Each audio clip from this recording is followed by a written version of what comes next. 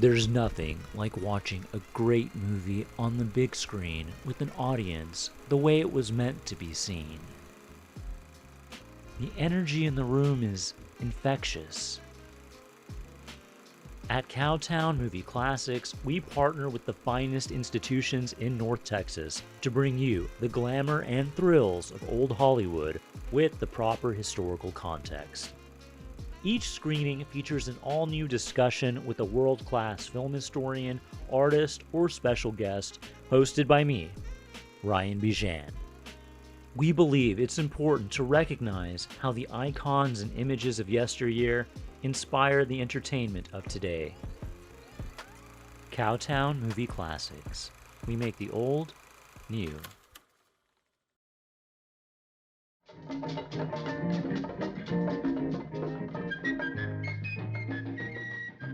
Good evening, ladies and gentlemen. The name's Bijan, Ryan Bijan. Tonight, we are discussing the film that put secret agent James Bond 007 on the map. From 1962, it's Dr. No. This is the film that turned a young Scottish actor by the name of Sean Connery into a global superstar. Directed by Terence Young, Dr. No also stars the gorgeous Ursula Andress as the first ever official Bond girl and as the title character Joseph Wiseman, really the first official Bond villain. Joining me now is a veteran action hero. You've seen him in such films as Street Fighter, Executive Decision, Cold Mountain, Bone Tomahawk. It's a pleasure to be sitting here once again with Mr. Jay Tavare. How are you doing today, Jay? Well, of course. I'm good. I feel great. I'm a huge 007 fan, so I thought it was worth discussing him. Oh, absolutely. Now, Jay, what were your earliest memories of the Sean Connery Bond movies? Oh, wow. I can't imagine any young man is not aware of Bond in the 1960s and 70s. If your dad took you to any action movie, that would have been the one. And I think Dr. No, which kicked the series off, which is really the 6th or 7th book in the series. There's 27 books. And I grew up in UK, United Kingdom, for the first decade of my life. So the whole British spy espionage thing was huge in England. You know, I mean, in fact, they joke to this day, usually the only books that sell is either an ex-SAS book in England or some kind of a comedy political satire thing. So they love that type of genre, this espionage. And so I remember going with my father, seeing like one of the first 007s, I think, Dr. No, and it was huge. You know, you was instantly smitten from the opening scenes that usually was like where most movies ended, James Bond began, and that theme music that is to this day unforgettable. I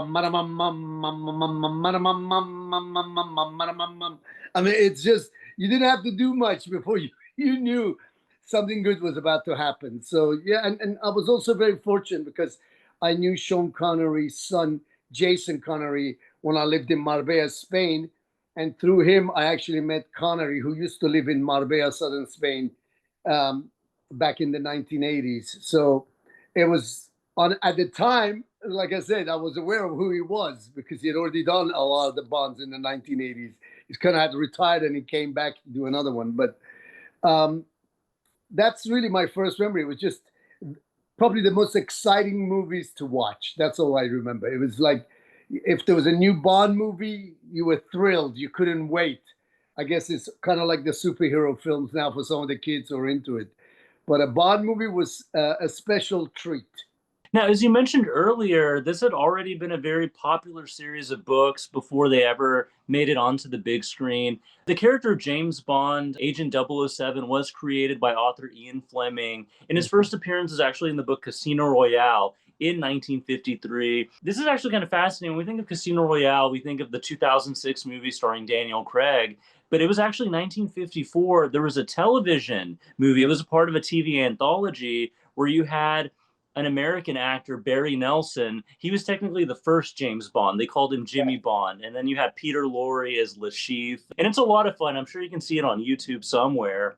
But by the time you get to the mid 60s, or excuse me, by the time you get to the early 60s, you had these amazing American producers, Albert R. Cubby Broccoli Mhm. and Harry Saltzman, who bought the rights to the remaining books. And we really have the Broccoli family to thank for putting Bond on the big screen. That's correct. And there was a huge search, I guess, to find the right actor to portray Bond. And there was a lot of names thrown out there, including the young Roger Moore, who was on a TV show at the time called Saint, and I still remember seeing that. But they thought he was just too young and too clean. And I remember Ian Fleming's comment about Sean Connery was that when he inceptualized the character, he definitely was thinking of someone with Sean's physicality, because Connery was like an ex bodybuilder. I think it was Mr. Scotland. A lot of people don't realize that he had a great physique, and he was a very physical man. But he came from a working background, and he didn't like his kind of rough on the edges touch. So he had Sean go with that actor who you just mentioned. I forgot his name. The British actor was very polished and very like that upper, because Bond was supposed to have that upper crust, what we call the Hooray Henry kind of a touch. I think like David Niven. At one point, they wanted David Niven to be James Bond. He was Yeah, considered. but they hired someone else. I forgot who it was. It was a famous British guy who was very elegant in the way he spoke. And after Sean practiced with him, like trained with him for several weeks, the rest is history, because you always think of the first time they introduced him is in that black tux around the in a casino around that roulette table where he puts a cigarette to his mouth and he lights it and he goes, and they've just asked him what's his name, and he goes, Bond, James Bond. I mean, that was just like history was born in that moment, in that one scene. It was just like, I mean, to this day, when I think of that scene, it puts a smile on my face. And that song comes in, that theme song that was just so precise and right in the background. It just, I don't know. Like I said, there have been many movies who've taken that element. I mean, I think Rocky kind of took that too, with his music tied in so closely to the music. But the best movies of that era, and the guys who scored it, they all knew that the music was a big part of these characters. That the moment you heard that theme song, you knew who it was. Kind of like James Horner did that in a lot of his movies. When the lead character arrived, you knew it was Braveheart, or you knew it was, because I worked with him on The Missing, and he had even had a theme for my character when I arrived on my horseback. So the great composers know that, and Bond certainly had that beat and that presence, that charisma. The rest was history. We have to give a shout out to the composer. In the original Doctor No, it was Monty Norman, but then John Barry did a lot of the orchestration. So when we think of the James Bond sound, it's Monty Norman's theme, but it's John Barry. It was the flavor that Barry added to it. So when we think of a lot of those later Bond movies, John Barry was the composer. And as you said, to me, this theme, it's just as iconic as it's in the popular culture. It's like John Williams with Star Wars, Mhm. Superman, Indiana Jones. It's one of the greatest film themes of all time. Probably. I mean, to this day, there's been so many incarnation of it. I remember they made it techno for one of the Pierce Brosnan ones. Then John Woo brought it back with, I forget, not John Woo. They brought it back with another touch when Daniel Craig came. And something else we should mention is that every Bond theme song has also been some of the greatest songs in history, and many of them have won Oscars. So that's another thing, that when you land a Bond theme song, your career was going to explode, or you're already a star, because a lot of performers used to fight for those theme songs when there was a movie. And here we are now, the film franchise, we're like, what, 25, 26 movies deep. But if you go back to Dr. No, this is the very first film. This really sets the template. This is the blueprint for every movie we'd seen afterwards. And it's interesting to see in the very beginning how much of that structure is there, right? You have the beautiful exotic locations, you have the nefarious villain with his underground lair, you have the henchmen, the wild car The stunts, beautiful Bond girl, the Ursula. beautiful women. And you know what's interesting? They always say Ursula Andress is the first Bond girl, but actually, the first one we meet is Eunice Gayson at the baccarat table at the beginning, and she's gorgeous. Yes. I mean, all the women, and I've always said this in the 1960s. I don't know what was in the water. To me, women were at their most beautiful and glamorous in the 1960s. That was kind of the peak of beauty. Well, in many ways, when you look at the sirens of the screen, you think of Marilyn Monroe, Brigitte Bardot, Sophia Loren, James Banfield, James Manson. So all of them, they were like these sirens of the screen, and they all were very shapely women who had more charisma than you can imagine. And they had a presence. The moment they walked, I mean, Ursula Andress in that bikini coming out of the water in Jamaica set the tone for years later for Bo Derek coming out of the water in 10.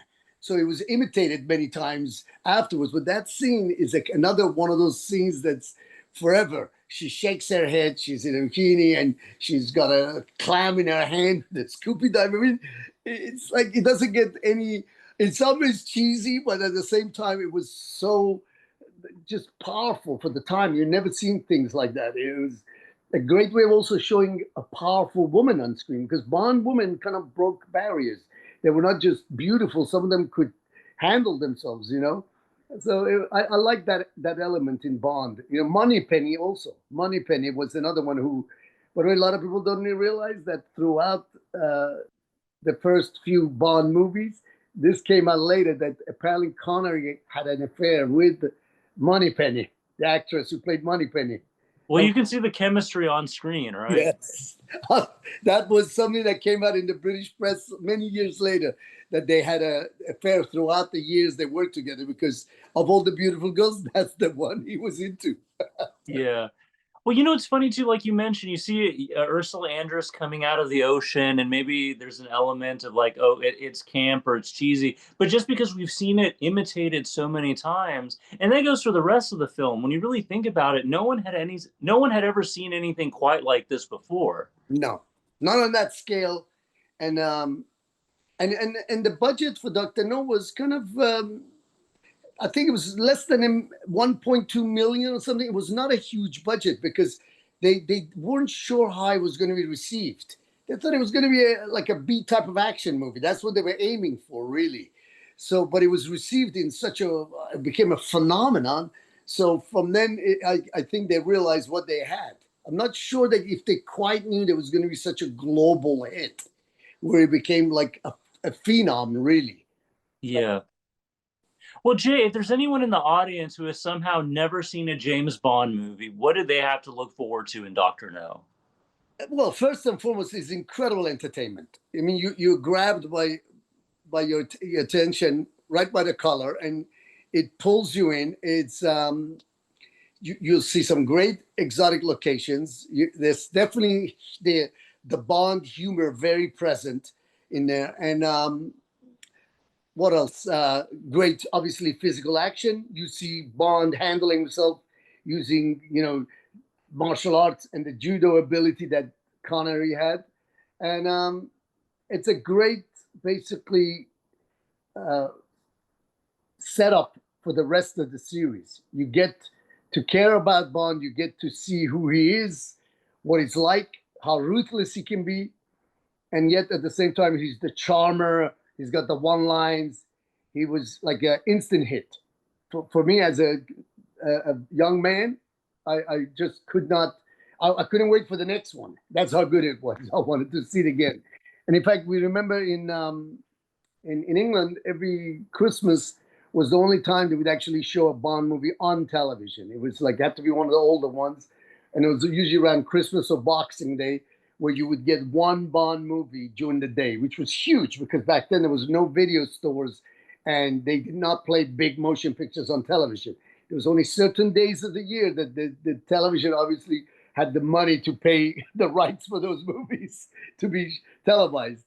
But I do remember there was always a Bond movie with King and I, with Sound of Music, with Lawrence of Arabia. There was a Bond movie among them in that era. Well, that is awesome. And actually, you mentioned um, that in this one, James Bond kind of has to focus more on his resources. He has to work with what he has because Yeah. at this point, we haven't been introduced to the gadgets yet. We don't really get the Aston Martin. There was some gadgets. He had a little scuba tank that was this big that he sticks in his mouth. Uh, So at the time, he stayed with me because I used to love underwater swimming. I think you know what? I think that's Thunderball. Remember, because Thunderball was when he's in the Bahamas and he has the rebreather. Yeah, but I thought he had something still. When doesn't he go on the, like he has to get to the boat? Oh no! Well, actually, in this one, this is where he's like hiding in the reefs in the river. He has like a what do you call it? Oh Like yeah, a yeah, bamboo. He comes bamboo. back But yeah, with. yeah, yeah. Yeah, he's more like Rambo style in this. You're right. He Exactly. improvises. There was no Q department yet. Not quite yet. But yeah, even despite that, I mean, so many of those elements are present in this original film. No, I was just thinking that, and always there's a climactic moment that is big. Like he blows up an installation, he blows up an island, he Yeah. blows up the whole. So that was again the beginning of it. You could see in Doctor No when he has to destroy the thing because it's like that came one of the features in Bond movies that at the end he brings mayhem to whatever villain we have and to all his organization. So, without further ado, from 1962, this is the original James Bond adventure, Doctor No. So, Jay, that was really awesome that you got to know Jason Connery. I mean, of course, this is the million-dollar question. What was Sean Connery like in person? Honestly, when I met him, he pretty much was the character you saw. He had the same voice, he had the same presence, and he was like a man's man. You sensed like he wanted to talk about, but he was a very cultured man. I mean, the fact that he moved to Spain and he was living out there, he loved golf. He was an avid golfer, and Spain has some of the best golf courses, whether you realize it or not. But um, I remember just being in awe because I was still in my early 20s, and of course the whole Bond thing, and there was always a debate who's the best Bond, and again, Ian Fleming had said if he was going to create the Bond from scratch, he would take Connery and Connery's physicality and the humor of Roger Moore, and that would be the perfect Bond because he thought Roger had the way when he had thought about it, the inception of it, he thought the way he did the one-liners, the comedy, the suaveness of Bond, where physicality definitely was Connery. And I have to say that just is out of subject, but Daniel Craig brought back the physicality. For me, the next Bond after Connery, who really was physical, who was believable as a Secret Service who could kick your ass, was Daniel Craig. Although he was not as tall as the other ones, he was only about 5'10", but Connery was 6'2". So it made a difference, the physical aspect of it.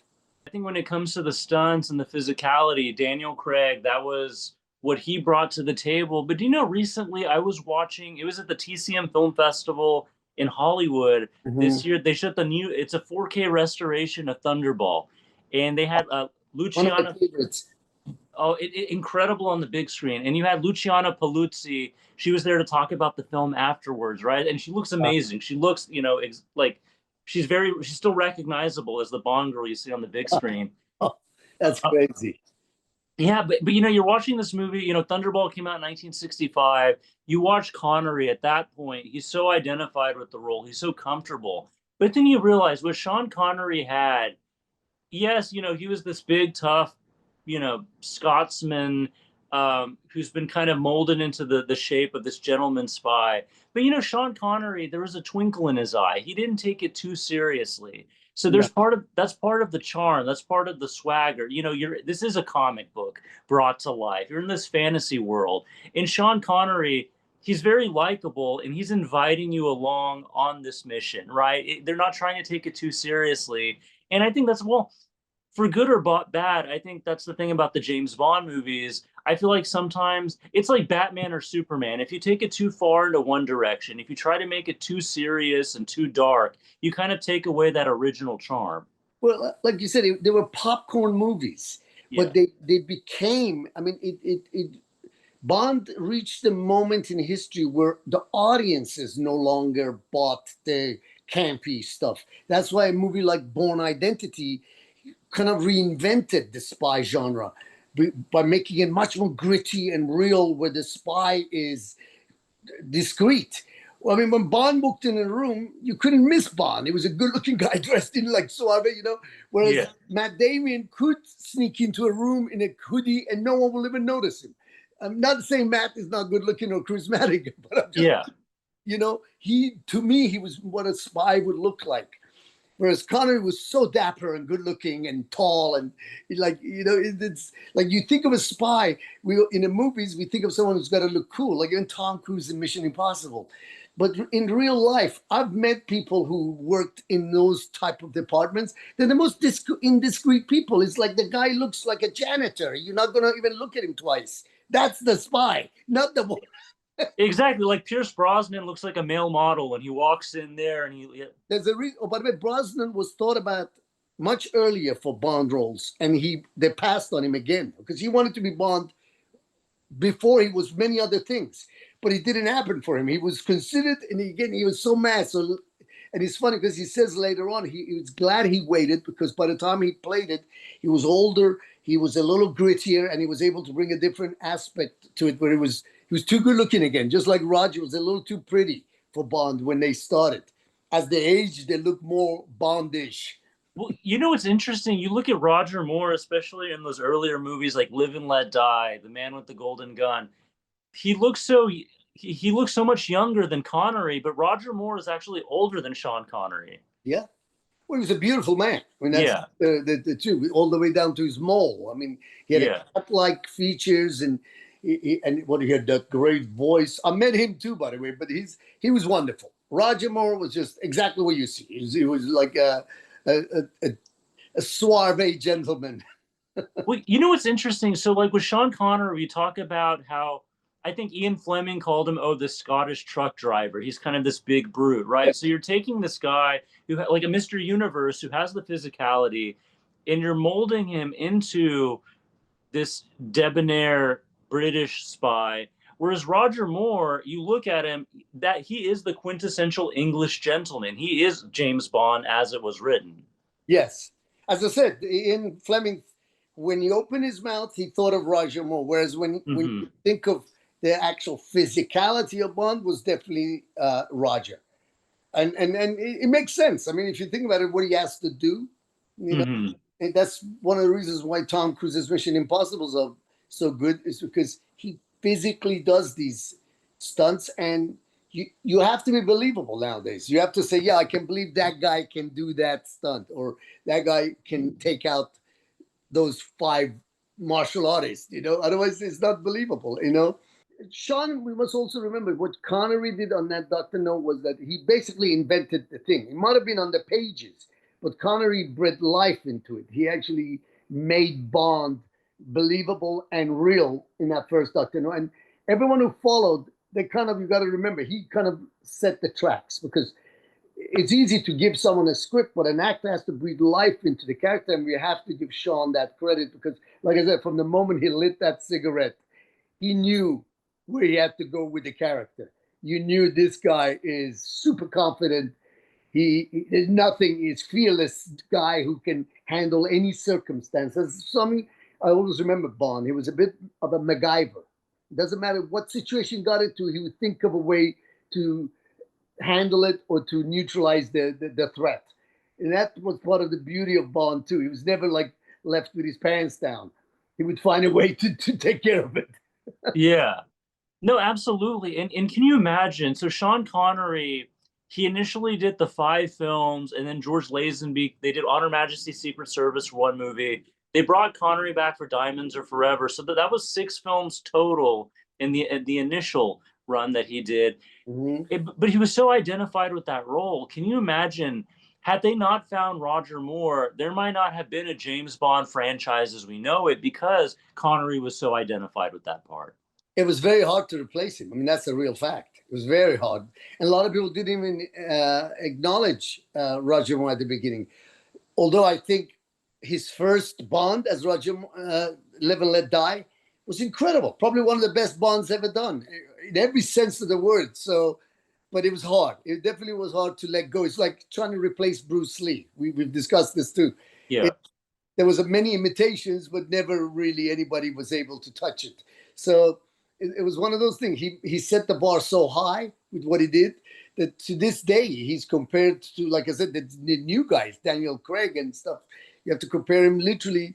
That's how well he did that role, and so loved by that role. You know, even I think of the Olympics in 2012. I was in London, and they had the best ad I've seen where the Queen is walking and Daniel Craig is right over his shoulders, and she's saying, you know, telling him who to go and take care of. He says both of them. You know, they, it's hilarious. Like and then the Queen actually jumps out of the plane with him with a parachute. It's one of the funniest sketches ever, where Bond becomes like because they were showing the British history. Bond is deeply entwined in British pop culture. I mean, it's that. Remember Bond Street, for Christ's sake, in London. Bond Street. It's a very famous street in the middle of London. So it's definitely, like I said, and even the name. I was thinking there was a discussion what the name should be, and they wanted to call him other names, and in the end, they thought Bond was just had such a ring to it. It's British, it's strong. It just like when you think about it now, I heard the other names I had in mind, but no, James Bond. It's just forever will be, you know, the name that stays with us. I mean, I can't think of any other names now. You know, it's funny you say that because what I had always heard, well, you know, now we associate James Bond. It's cool, it's sexy, it's very English. But I had always read that. So Ian Fleming, he had his beach house out in Jamaica. Uh, Mhm. his GoldenEye estate. If you're a Bond fan, you probably heard the name GoldenEye. But he, one of his books out there, when he would read, he liked to do bird watching. So there was an ornithologist. It was called there was a book called The Birds of the West Indies, and the author's name was James Bond. So when Yes. he saw that, in Ian Fleming's mind, he didn't want it to be like exotic or sexy. He said, "Oh, James Bond. That sounds like a really boring name, so I'll use that for my super spy." Yeah. Actually, you're absolutely right. I forgot how he got, Yeah. but he had other ideas. They had other ideas what they wanted the name, and you know. But it's so funny because when you say boring now, it's anything but. When you think of Bond, it's you know, it's associated with so much excitement and coolness, which is true. It's like the British name. We used to joke common names like Jane or Sally, you know, but James even is a common name in England, you know. So it's not. You're right. It's like John Doe here, you know. Mm-hmm. Uh, he went for a simple name, but it became so synonymous with so much. Mm-hmm. Well, I want to talk a little bit about, you know, the title character of the movie, Dr. No, who is the first great Bond villain played by Joseph Wiseman, who is a Canadian actor. Yes, And I know in the book he's described as being a much more grotesque figure. He has claws for hands, and it was supposed to be Asian, I think. exactly, yeah. In the book, he's like a Chinese, like a Dr. Fu Manchu, right? He's this evil Asian Eastern Yeah, super villain who's trying to topple the West. yeah. This And Hollywood would just stretch your eye and make you Chinese. exactly. And it's funny too now, like, you know, if you couldn't do that nowadays, and I'm surprised No. they haven't canceled this movie because of that. Well, I mean, you got to remember, it's how you get away with it. If you think of Robert Downey Jr. playing a black guy in Tropic Thunder, how did he pull it off? Because that's Robert Downey, and he did it with enough humor that black folks say, I'll buy that. It's, you know, he's not making fun of us. He's being cool. You know, Yeah. it's how you pull it off. But you're right. I mean, if you think of that Bond, there was so many things that right now are politically incorrect. He was a misogynist. He would always get the girl. He would always slap him. He would like, you know, he did everything that you think nowadays would be not accepted in a Bond. But in a way, that was what Ian Fleming had written. He was supposed to be ruthless.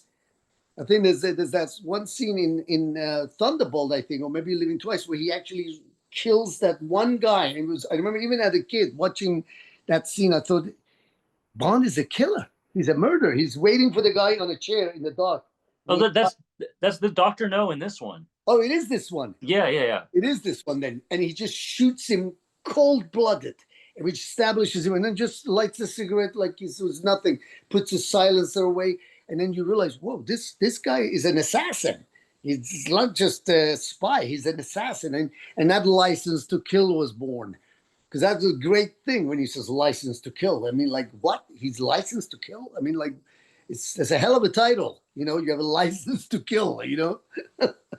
But yeah, I mean, listen, to this day, I love him. I can't wait.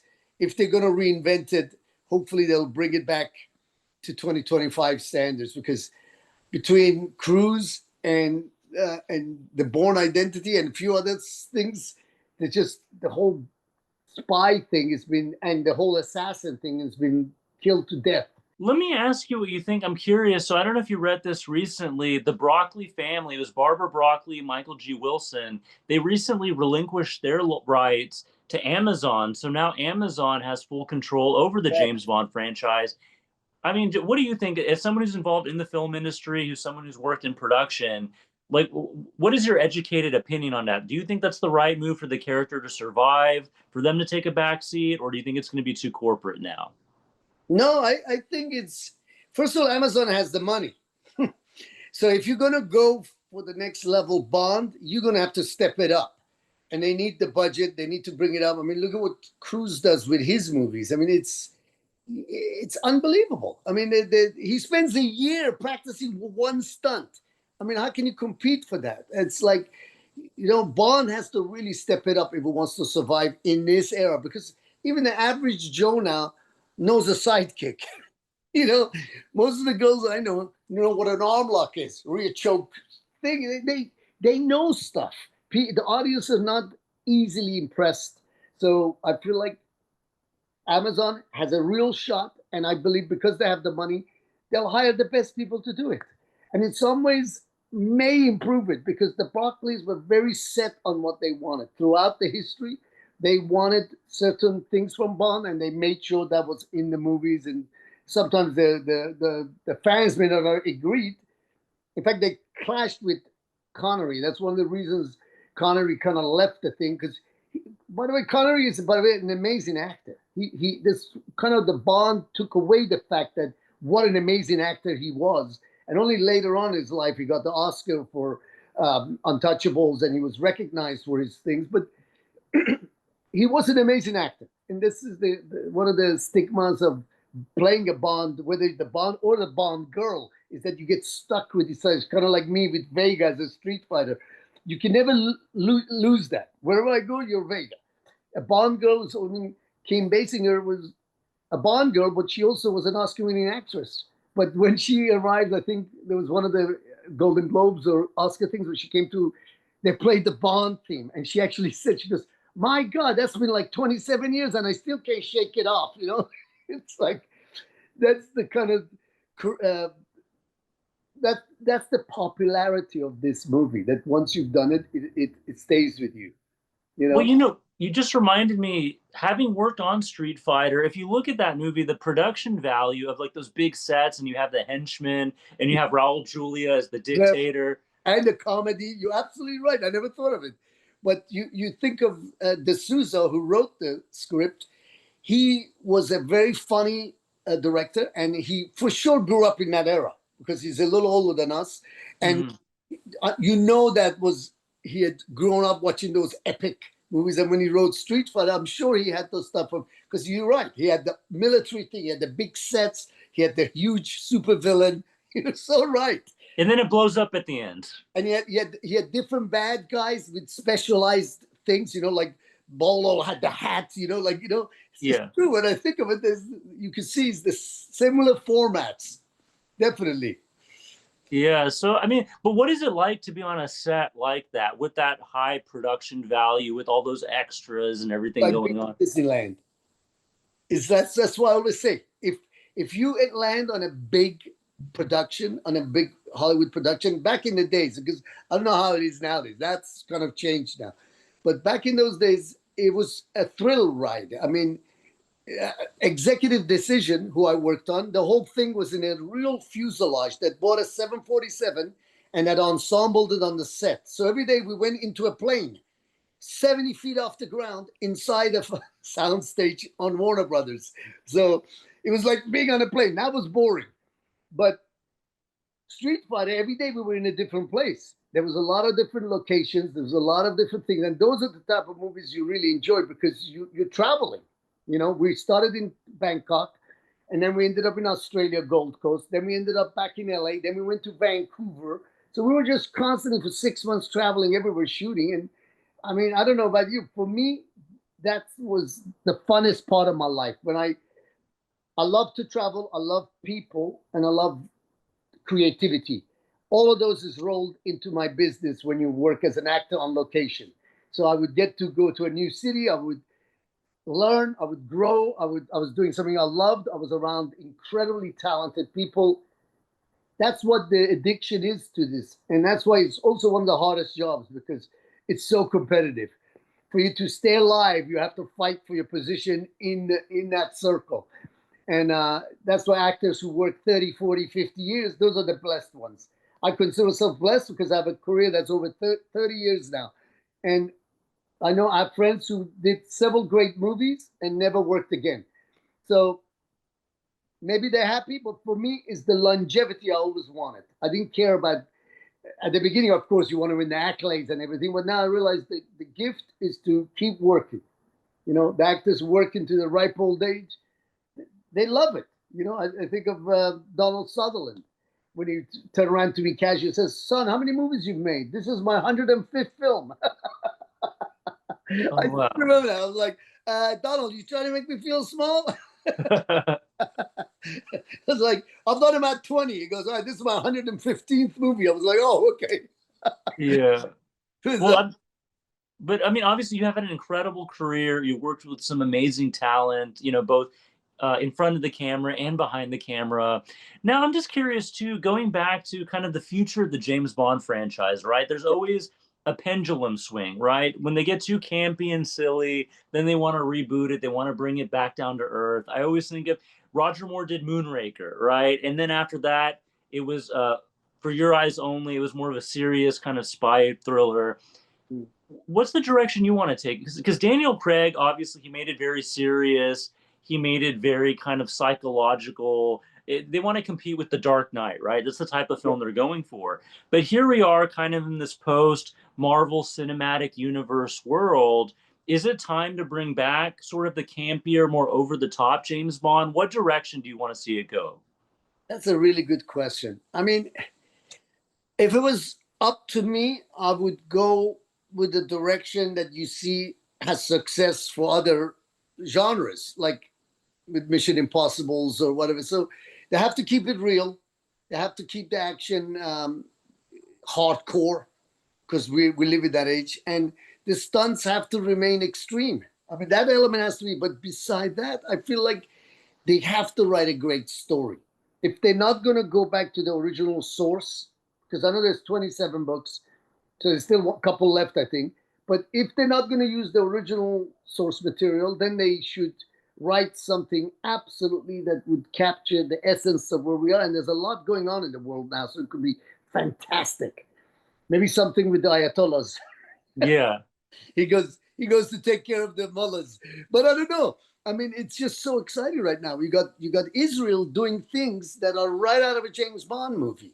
I mean, Mm-hmm. like I said, if they're gonna make another one, they have to. I mean, look what they're doing. There's really even what we did. We just sent the B-2 bombers all the way halfway across the world, destroyed the facility, and flew back without even being noticed. I mean, that's as James Bond as it gets. If you see the shape of those planes, also Yeah. like a flying wing.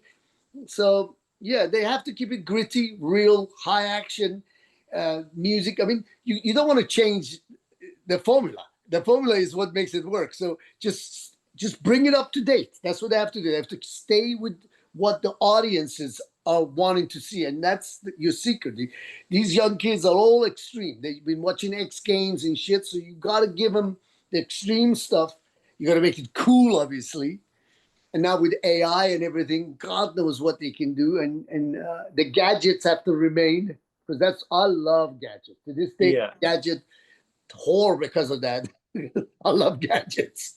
You know, I'm sure it goes back to Bond because he could just turn a pen into 50 things, you know. So to this day, I always look for, like, my girlfriend always laughs at me because I'm a they call me the gadget guy. For every shit, I have a gadget. I'm sure Yeah. that's Bond's fault. No, I mean, definitely. I mean, that's certainly part of the appeal. But what do you, and I know they had this conversation back in the 90s with Pierce Brosnan, but now we are really living in an era of cancel culture, political sensitivity, and rightfully so. Do you think you could still have the sex and the violence and, you know, the promiscuity? Could that still exist now? Or should we go back to the original books, maybe do it like in the 1950s, a period piece? Do you think there's room for that? That's really smart. I never thought about that. Absolutely. Well, I mean, I think with Trump winning, the direction of the country kind of shifted. The whole woke, Me Too, and all of that have taken a little bit of a backseat, which, in my opinion, is a positive move. I think the pendulum had swung too far left, Hmm. and we were just going too crazy. I mean, I would go to a doctor's office, and there was 20 questions just on my sex. I was like, what the hell? Like, where were you born? What do you identify with? What do you feel today? Were you yesterday this, today? I mean, Yeah. you know, we were going too far. So I feel like with what's the way the world and politics is going, we're using common sense a little more. And look, women are beautiful objects, but they should not be glorified just as that. But there is a lure to a beautiful woman. I mean, it's undeniable.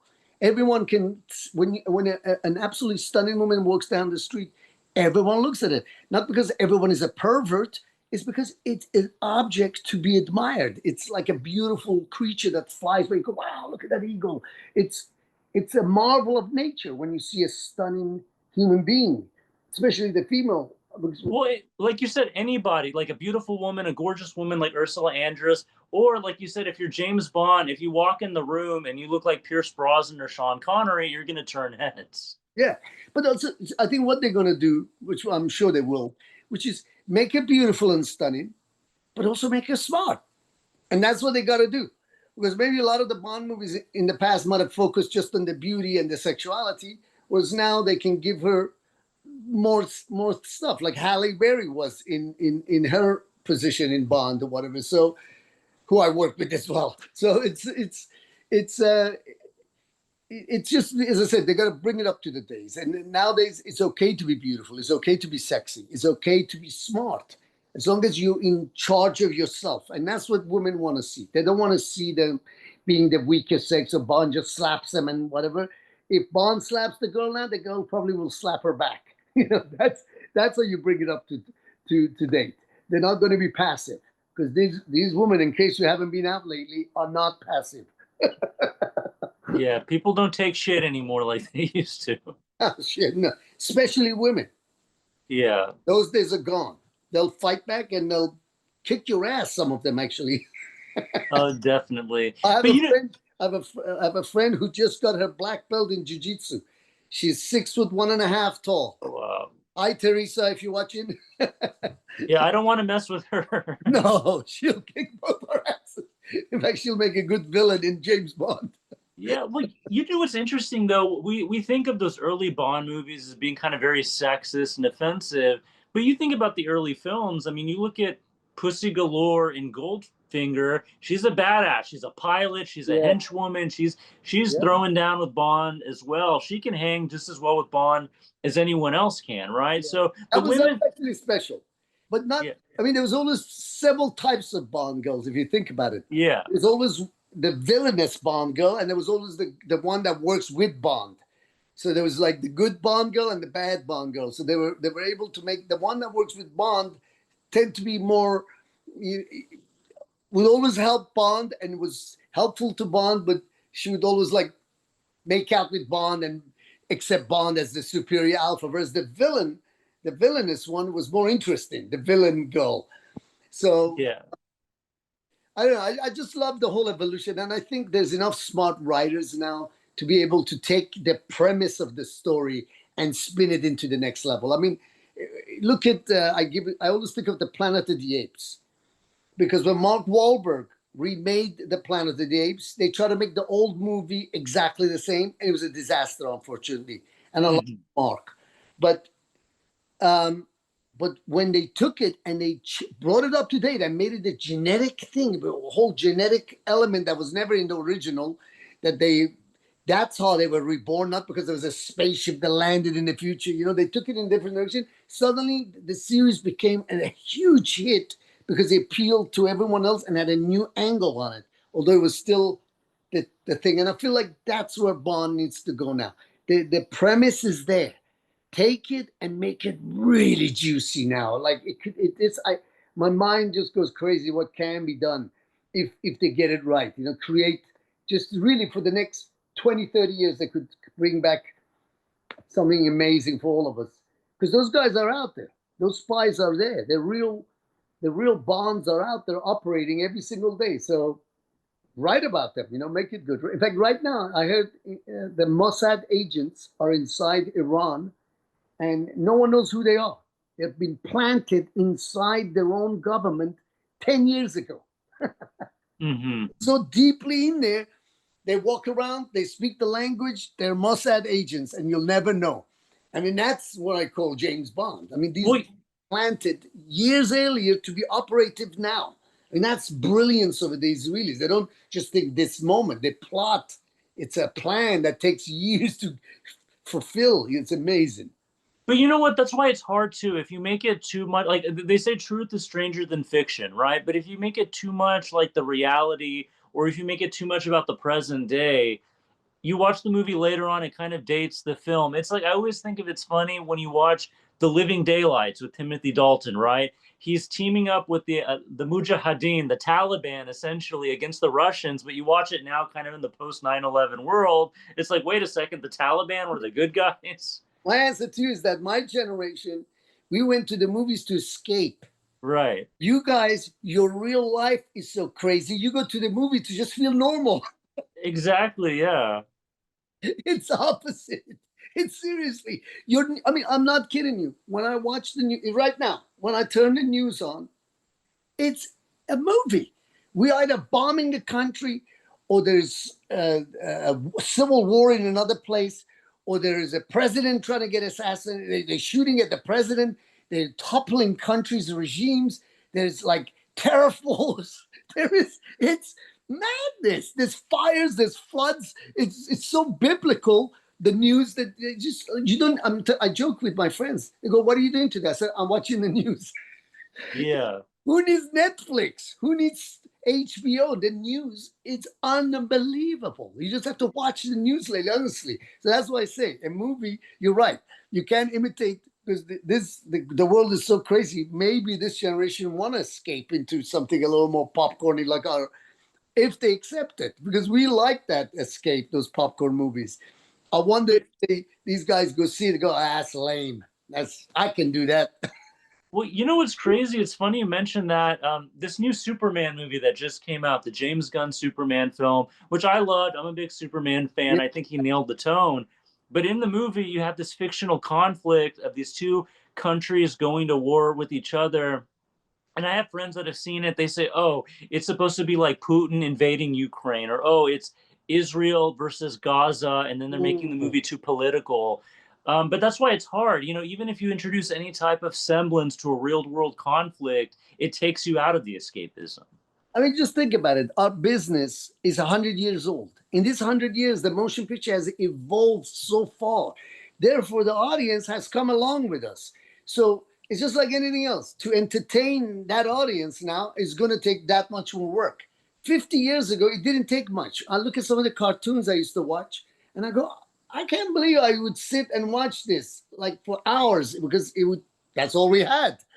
But now, when the brain has seen Toy Story and shit, you can't go back to Tom and Jerry in the same way. I mean, you can actually. They made the Tom and Jerry, but you know what I mean. It's evolved to. I mean, animation is evolved. Movies have evolved.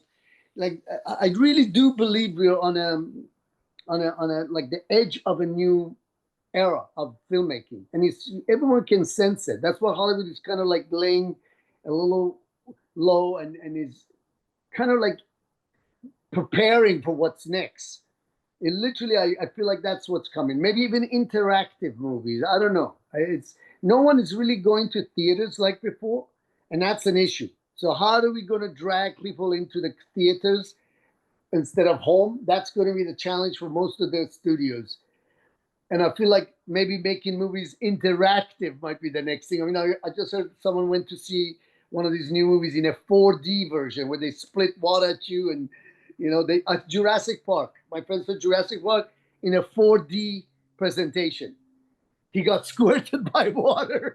There was smoke in the theater. There was like sounds of animals. I mean, it's crazy. He said, it wasn't as much fun because I feel like violated. His chair got thrown around. Yeah.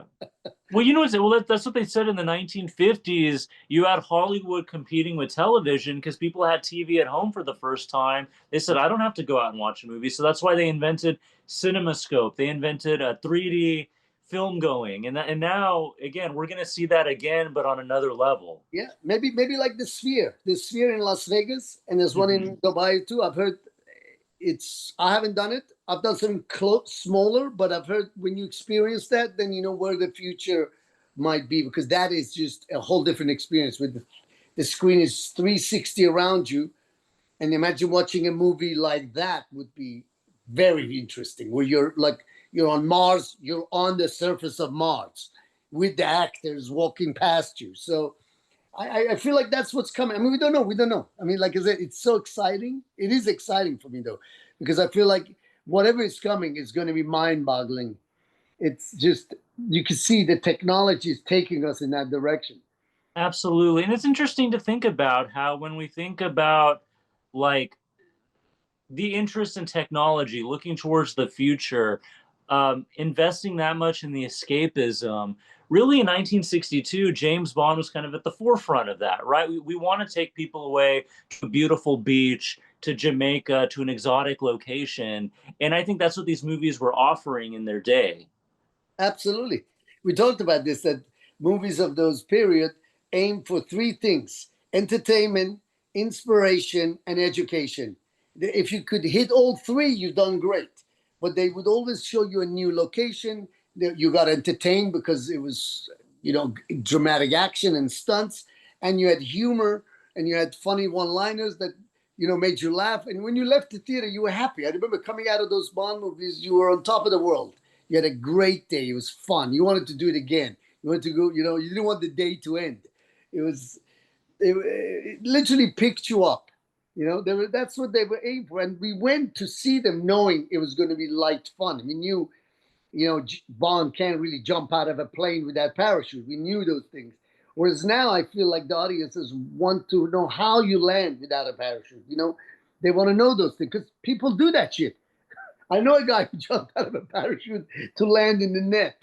I mean, so things that were crazy in our era, it's been there, done that for this generation. Like the Mountain Dew commercial, they've done it all. They've seen it all. So how do you entertain a crowd that has been around the world a couple of times? That's the challenge, I think, for Bond and filmmakers. But it comes down to the story. I always say a good movie is a great story, and if the story is great, you get sucked in. The explosions and all of that is the cherry on top, but you gotta have a great story. And I think the next Bond has to have a great story. That's the key to success. It can't just be a bunch of stunts and hot girls and shit like that. We used to get entertained by that, even though back then the stories were good, but you know what I mean. It needs to be complicated now. I feel it has to be well thought of. When I always think of a great story, I think of Matrix. I mean, look how much thought went into that series, and 20 years later, now it's 25 years later, it's even more in some ways. They wouldn't say, "My God, how ahead of time those guys were." Really were to create that movie and the stunts, and it changed everything. In fact, I just watched the thing on John Wick, the documentary. John Wick is Painful. Have you seen that? No, I haven't seen the documentary yet. No. It's excellent. You have to watch it because you don't really appreciate what they did and how beat up all the actors were in that movie. I mean, I couldn't believe it. Keanu looked like he for sure had fallen out of a window. He had so many cuts and bruises, and he was beat up like, I mean, he was hurting himself doing the movie. It's not a joke. And they were talking about how gun fu was invented in that movie. Gun fu. Mm-hmm. They do martial arts and shoot at the same time. And the guy who invented it had it originally for Jason Statham in one of his movies, but Jason didn't want to use it. So sick, Mm-hmm. you know, fucking grabbed it or something. Or maybe the producers, they used bits of it. So these guys said, let's save that for somewhere else. And they fully downloaded it in John Wick. And that's like a new thing now. The idea of like when you do martial art and shoot at the same time, it's so different. Like you've seen a guy, he like does a judo throw and then Yeah. finishes him up with a shot to the temple. So it's Well, you know, you're right. fun. Well, I mean, think of the competition. It's like now there's a new James Bond. Not only are you competing with the Marvel movies, the DC comics, you're competing with Mission Impossible and John Wick, right? So, like, our And audience. I heard they're going to make a new Born Identity too. They're going to Yes. bring him back. I mean, and there's so many. Like you said, how many assassin movies can you name? It's endless. Yeah. All of them are kind of like Bond, if you think about it. They've taken the Bond element, just simplified it to assassin element. But every one of those, Atomic Blonde, I can name Equalizer, the John Wick series. I mean, every single one, they're similar kind of thing. They're a badass operator who goes on a mission. It's almost like Bondish. But I think we need a return to the glamour, right? Because you can get the action, but I think we need to Yes, have the glamour. We need to have the sex appeal. I think that's what's missing. absolutely. And again, he, especially with the world we're in, the technology is Mm-hmm. clever. You know, like I remember even the Mission Impossible series on TV, every week there was a surprise where they would pull off the mask or something. You go, oh my God, I didn't see that coming. So that element is very important in the movie, that to make you guess. You know, we're so spoiled now when we watch a movie. Half the time, I guess what's happening because I can see where the writer does the setup, and then unfortunately, being a writer, I know. I go, oh, that's the setup, so I know what the payoff will be 5 scenes from now. So I hate catching those because I like to not see it coming. The best Yeah. writers don't telegraph it, but then if you don't telegraph, some people don't get it.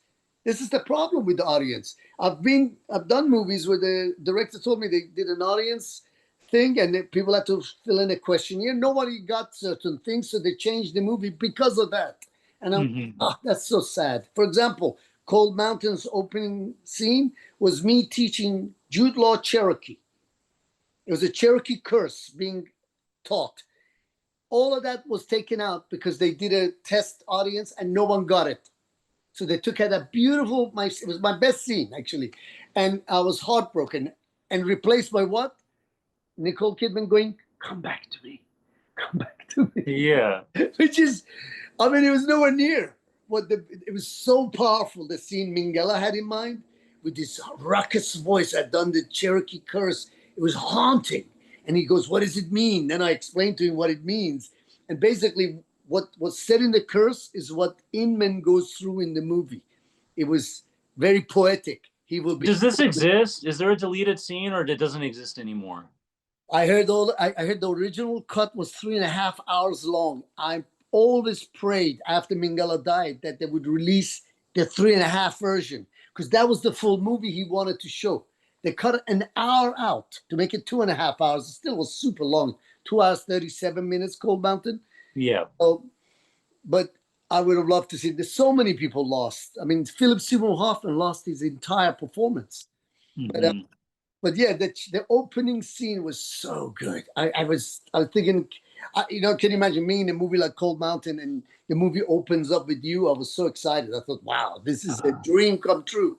And then what you're told by the director, and he was upset telling me because he wanted. Yeah. He said, Jay, I don't know how to tell you this, but we had to take that scene out. And I was like, what?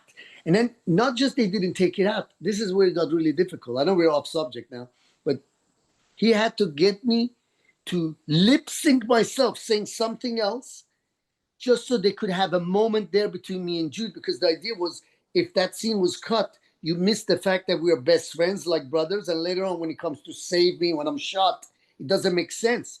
So he wanted to establish some kind of a connection.